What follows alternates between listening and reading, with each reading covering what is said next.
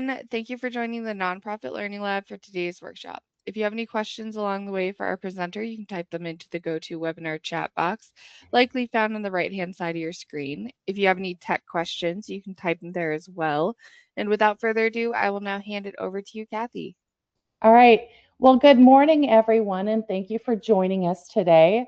I'm Kathy Knipp, and actually, I'm going to go ahead and I want to put my camera on so you can see me. I'm Kathy Knipp. I am the founder and CEO of Knipp Consulting, and for over 30 years, I've been partnering with organizations to help them navigate the people side of business, from compliance, employee relations, recruitment, payroll, manager support, leadership development and culture. You name it, I've done it. One thing I've learned over the years is that nonprofit leaders are some of the most passionate people you'll ever meet.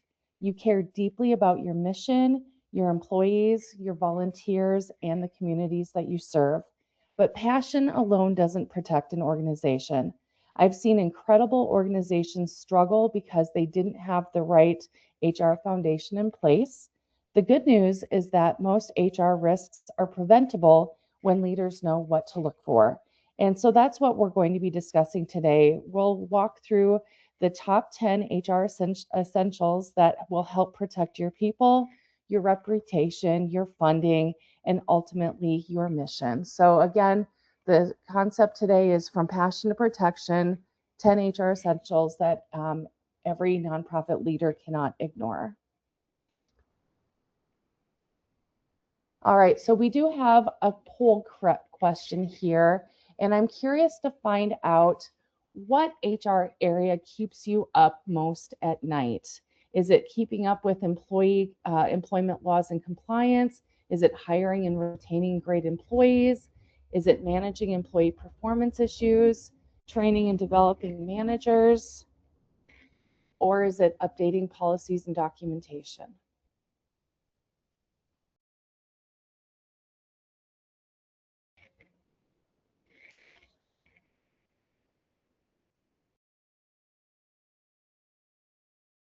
All right, I see some answers coming in. We'll give everyone just a few more moments.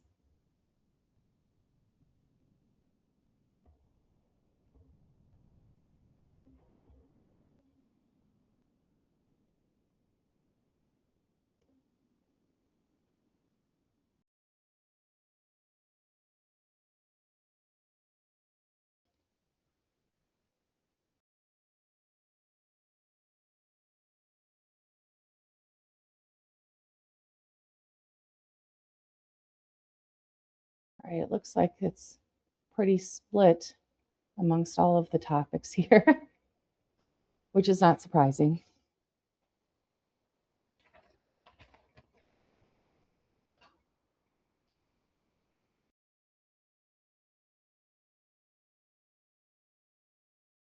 All right. So the good news is we'll be covering a lot of these topics in today's webinar, and at the end you'll have my contact information if you want to reach out to ask any specific questions that you may have. So, all right. So let's go on to the next. So again, a little bit about me. I've been in HR over, it'll be 31 years this summer. I've done everything in HR that there is to do, and I honestly absolutely love it. I've worked in my corporate life, I worked in small, medium, and large size organizations. In my consulting work over the last 5 years, I find that I really, really, really enjoy partnering with small businesses and most importantly nonprofits to help support on the HR side, because you tend to need the HR support and aren't big enough to have that the need for the full-time person. And so that's where I step in and able to help in any way that I can. So learning objectives for today is we're going to talk about HR compliance requirements impacting nonprofit organizations and how to avoid some common legal risks. We're going to talk about how to implement consistent hiring, onboarding, and documentation practices to build a strong and compliant HR foundation. We are going to talk about how to apply effective performance management employee relation strategies to address leaves, issues early and fairly, develop manager confidence and coaching, communication, and handling workplace challenges appropriately, and strengthen organizational culture through clear expectations, accountability, and people leadership practices that support retention and engagement. So why does this matter, especially a nonprofit? As a nonprofit, there's just some common challenges across the board. You have limited budgets, you have small teams, you're growing rapidly. There's often manager training gaps, compliance complexity, and some of those consequences include a lot of turnover, employee complaints, burnout is one area that I see a lot in nonprofits, legal exposure, as well as mission disruption. And so we'll talk about each of those areas. So the first essential that I want to talk about is your employee handbook. Your employee handbook really sets the expectations for the organization. Um, It A lot of times nonprofits create an employee handbook when they first start, and then honestly never look at it again. And the problem is that employment laws change, organizations change, your workforce changes, your practices change, and an outdated handbook does not protect you. In fact, it can actually create risk if the policies no longer reflect current practices or legal requirements. Now, I recently reviewed a handbook that hadn't been updated in over 10 years. It was missing multiple legally required policies, and it contained practices that the organization wasn't even following anymore. And so, my recommendation to this is very simple. Make sure to review your handbook annually and make sure that it actually aligns and reflects how your organization currently works and how policies are adhered to and the practices that you currently have in place. All right, essential number 2, consistent hiring practices. Every employee you hire has an impact on your culture and on your mission. Unfortunately, many nonprofits hire quickly because they are understaffed and stretched thin.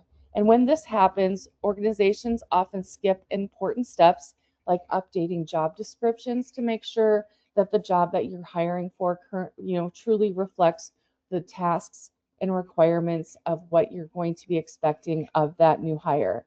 Organizations often skip using structured interviews and conducting a thorough, thoughtful onboarding process. It's more just throwing them in the deep end to see if they sink or swim, and that is never a good idea.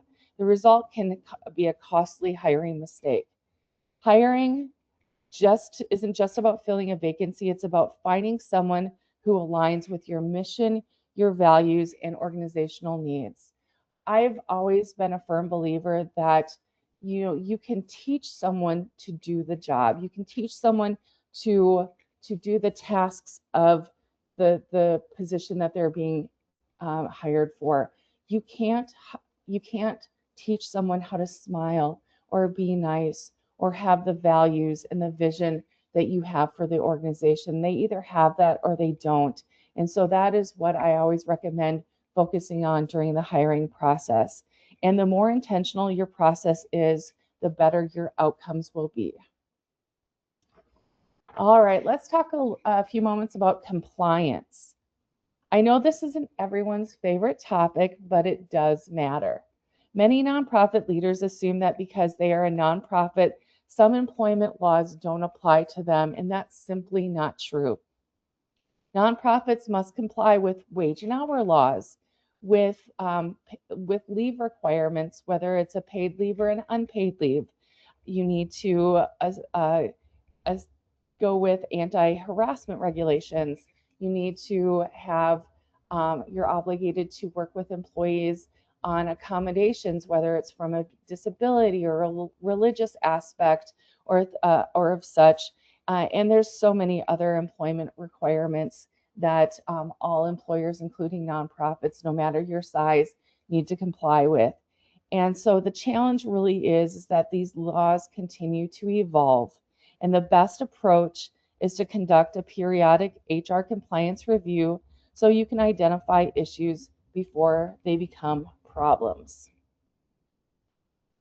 All right, documentation. Oh, this is a big one. This is one that I like to talk to like to talk about a lot because my mantra has always been if it's not documented, it didn't happen. Now, again, this is one piece of advice I could give every leader that is top notch, and documentation is what matters. When an employee issue arises, documentation becomes your best friend. That doesn't mean writing people up for every little thing. There are things that you don't need to document, but it means documenting any type of like coaching conversation that you have with employees, performance concerns, any accommodation requests in the interactive process, any type of complaints, investigations, corrective actions. Documentation creates consistency and helps ensure decisions are based on facts rather than memories, because it's also one of those areas where it becomes very much a he said, she said issue. And if you don't have it clearly documented, and I always talk about going with the 5 W's, the who, what, when, where, and why of a situation that's fully documented, it's going to do wonders for you if ever there becomes an issue down the road with that situation. So remember this: if it isn't documented, it's difficult to prove and it didn't happen. All right, let's talk more about culture through leadership. One of the biggest mistakes organizations make is promoting someone into management without teaching them to lead. Being a great employee does not automatically make someone a great manager. Managers need training on communication, coaching, accountability, conflict resolution, documentation, and employment law basics. When managers have the right skills, employee engagement improves, turnover decreases, and workplace issues are addressed earlier. Strong leaders create strong cultures.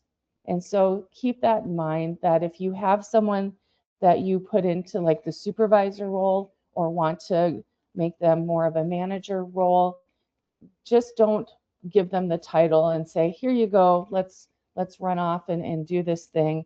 It's There's so much more behind the scenes that needs to be done in order for them to have not only the skills, but honestly the confidence to be able to do a good job in that role. All right, employee trust. Keep in mind that trust is built through conversations.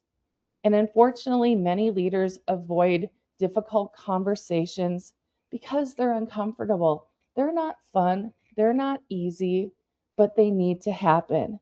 The problem is that avoiding a conversation not only rarely solves the issue, it usually makes things worse, not only for that employee that you're working with on this issue, but also the entire team sees that the issue is not resolved and nothing is being done about it. And so you're not only losing trust with that specific employee, you're losing trust with the team as well. When employees raise concerns, ask questions, or bring forward issues, leaders need to address them promptly and respectfully. Employees don't expect perfection, but they do expect transparency, fairness, and follow through. So that is definitely one area that I've seen a lot of organizations struggle with that needs to improve. All right, let's talk about your talent. Here's the deal. Recruiting is expensive. Training is expensive. Losing good employees is expensive. And that's why retention matters. We're not talking just the dollar amounts from recruiting fees, placing job ads. It's also lost productivity. It's your time and your employees' time, your manager's time in sorting through resumes, in interviewing, in onboarding. and getting them up to the new hire up to speed. New hires usually don't really feel fully engaged in their roles until a good 6 months in, and think about all of the productivity that you've lost in the meantime. So that's why retention matters. Employees stay where they feel valued, respected, and connected to the mission.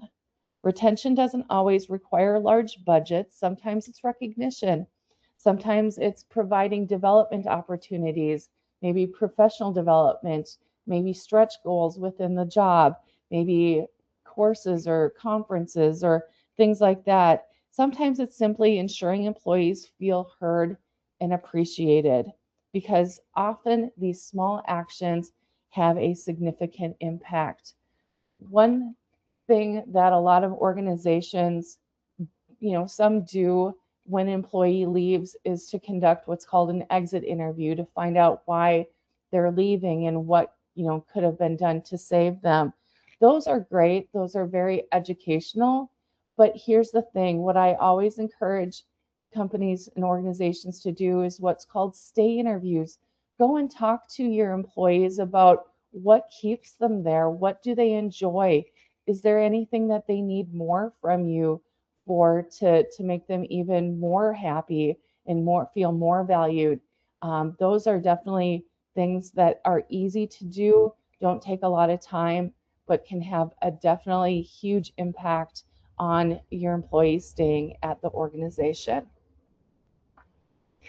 All right, let's talk about your resources. And the biggest one I want to talk about is employee classification versus independent contractor versus volunteer. Now, worker classification is an area where nonprofits can unintentionally create risk. I often hear leaders say, oh, they're just helping out, they're just a volunteer. But legally, there are important distinctions between volunteer employees and independent contractors. Getting those classifications wrong can create both financial and legal consequences and risk for your organization. So if you're ever unsure of what a person is, seek guidance before making assumptions. And one of the things that I have available that you can reach out and ask for is I do have a checklist on how to differentiate between an employee, independent contractor, and volunteer that I would be more than happy to send it to you, because keep in mind that a little prevention definitely goes a long way. Burnout. Oh, goodness. This is definitely an area I see a lot of in all organizations, but especially in nonprofits, because nonprofit employees are often incredibly committed to the mission. The challenge is that commitment can sometimes lead to burnout. People work long hours, take on additional responsibilities, and put others' needs before their own. As leaders, we have a responsibility to not only create a healthy workplace, but I'm going to go out on a limb and say something a little crazy, but you as a leader also need to mirror and to show taking time to yourselves to prevent your own burnout, because your employees are watching you. And I know that's not easy to do. Been there, done that myself, but they do watch you and you need to take care of yourselves. You can't pour from an empty pitcher, is one thing that I always say. So whether that's setting realistic expectations, again, encouraging time off, recognizing workload challenges, and modeling healthy boundaries for ourselves. A burned out workforce cannot sustain a mission. Now, lastly, the last essential tip I have is to protect your future. Let's talk about strategy. Many organizations focus on today's challenges, but do not spend enough time preparing for tomorrow. And I've seen it too many times. What happens if one of your key leaders leaves? What happens if the executive director leaves? Who is ready to step into those critical roles? And how are you developing future leaders? How are you preparing for growth of the organization at all levels of the organization? The strongest organizations think beyond immediate needs and build plans for long-term success. Keep in mind that human resources, HR, is not just about solving problems. It should be really about preparing you for the future. So I know I went through that really quick. So just in closing, I want to leave you with this message and one final thought. Passion starts the mission. Protection sustains it. The organizations that thrive aren't necessarily the ones with the largest budgets. They are the ones that intentionally invest in their people, build strong leadership, and proactively manage risk. And my challenge to you is simple. What is one area? You don't have to do it all, but what is one area in your people side of your organization? What is one HR area that you can strengthen within the next 30 days? One improvement can definitely make meaningful change. Thank you for spending your time with me today, and I hope you leave with ideas you can immediately put into practice to better protect your organization, your people, and your mission. So we have a second poll question here, and my question to you is this: when was the last time your organization completed a comprehensive HR review? Has it been within the last 12 months, 1 to 3 years ago, more than 3 years ago, never, or you're just not sure, which is perfectly okay too.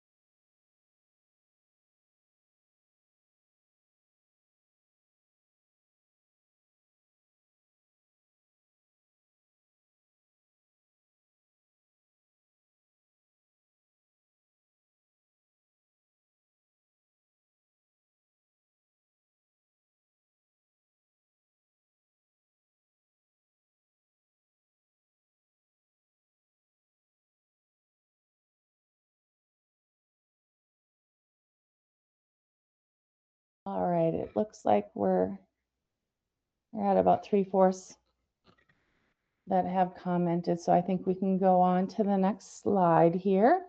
Thank you everyone for voting.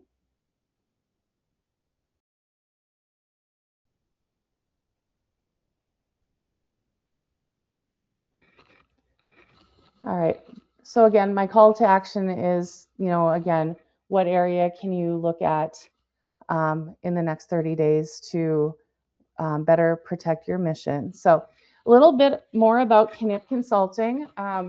Again, we do partner with small businesses and nonprofits to do a thorough HR and workforce health check. We do update, audit and update employee handbooks. We do also provide what's called fractional HR partnership and support, whether it's just to your leaders or to your entire employee base. It really, we cater and structure that based on your needs. We do have leadership and team development workshops that we provide that are customized to your organization. And then as far as that manager training aspect, we do have 2 3-day new manager training workshops here yet this year that are in-person, hands-on, and interactive. We have some dates there in September where we'll be on site in Minneapolis, Minnesota, and then in Chicago, Illinois in October as well. So if you want any more information on any of these services that we provide, or even just want to talk and see where your organization is currently at, There is our contact information, website, my LinkedIn profile, and then I do also, and you'll have access to all of this, have a link to find some time on my calendar so that we can chat further about your specific needs. So one last thought to leave you with before we open the question and answer is your mission may inspire people to join your organization, but strong leadership and sound HR practices are what will keep them there. And just a little bit more about the Association of Consultants to Nonprofits. You can go on their website to either do a request, an RFP to find services, or there is a consultant directory out there as well, depending on whether it's grant writing, IT, HR, lots of different services that are provided for nonprofits. So with that, are there any questions? Yes. The first question, someone sent about 3 minutes ago saying that they were 5 minutes late and wanted to know what number one was on the list. Oh, good question. Let me grab my slides here. Number one was the employee handbook and making sure that it is up to date with not only current laws, but also current employment or organizational practices.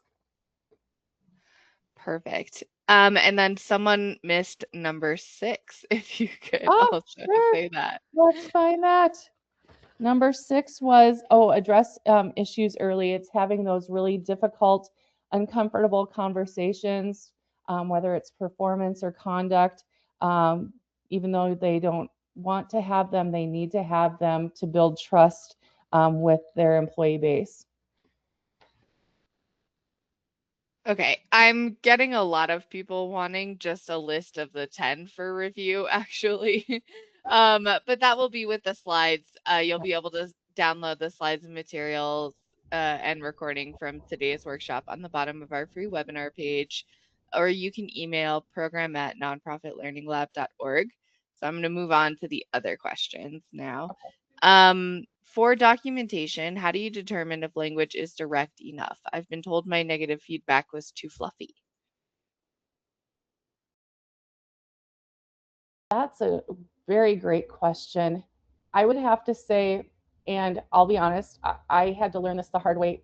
Honestly, also early on in my career, is less is more. When you don't overtalk the situation, just honestly write it down ahead of time. And if even if you have to read from the script, that's fine. But just be very to the point and don't sugarcoat. And that's not easy to do. Very fair. Um, I'm getting a lot of positive feedback for you. A lot of people saying great information, lots to think about. I'm not seeing any further questions. So if anybody has any questions that are not uh, the specifics of the list of 10 again, or where we can download slides and information, please post your question now. Um, And like Otherwise, we have 1 minute left. Yeah, whatever you were gonna say, Kathy. Well, in addition to the slides, like I said, I'll have that checklist of how to differentiate between an employee, an independent contractor, and a volunteer, because I see that a lot with nonprofits, and it's not always easy to differentiate. Perfect.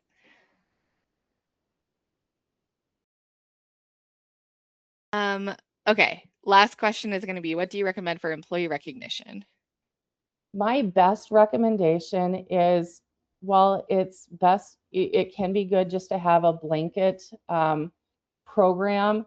It's people want to be recognized in different ways, and it's really getting to know your employees and how they best want to be recognized, whether it's in public or private. That's my best advice.